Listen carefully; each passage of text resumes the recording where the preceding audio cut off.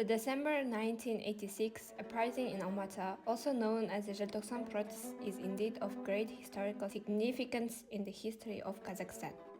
The uprising was fueled by a combination of factors, including a growing sense of nationalism among the Kazakh population, favoritism for ethnic Russians in Kazakhstan by the Soviet government, and the economic and the political problems faced by the Soviet Union as a whole during the 1980s. During this period, there were calls for greater cultural and political autonomy in Kazakhstan. However, the Soviet government pursued a policy that prioritized the Russian language and culture, which led to the marginalization of Kazakh culture. The appointment of Russian Gennady Kolbin as the first secretary of the Communist Party of Kazakhstan further increased the discontent of the Kazakh population, causing protests and strikes in Almaty.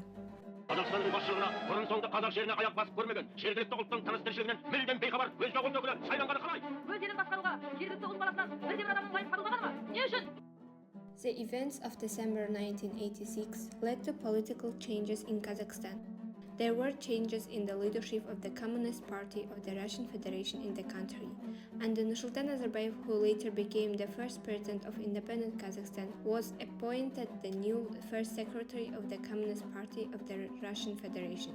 This marked a significant shift in the power and set the stage for the country's eventual independence from the Soviet Union. The uprising and its aftermath were a turning point in strengthening the sense of Kazakh national identity. The use of the Kazakh language was encouraged and the region was granted cultural and political autonomy. The protests also highlighted important issues such as environmental activism, further inspiring the Kazakh population in a movement for a change. Although it is difficult to identify specific heroes in such mass protests, several key figures have become associated with the uprising. People like Kairat Rusqulbekov, Riazat Asanova, Sabira Muhamedjanova, and Yerbos Patay showed great courage and played an essential role in the events. In 1989, a prominent Kazakhstani figure Mukhtar Shakhanov made an important speech in the Kremlin addressing the leadership of the Soviet Union and national leaders. Shakhanov drew attention to the protests in Almaty in December 1986, highlighting issues such as political repression, economic problems, and human rights violations faced by the Kazakh population. He articulated the people's demands for reform, national autonomy, and fair treatment of protesters' complaints and demands. И даже при такой гласности и открытости на съезде не поднимаем вопроса о декабрьских событиях в Алмате 1986 года, когда против мирных демонстрантов впервые в стране были применены саперные лопатки, служебные собаки, девушек избивали дубинками, кирзовыми сапогами. Все это происходило тогда, когда еще не было общеизвестного указа о демонстрациях, митингах.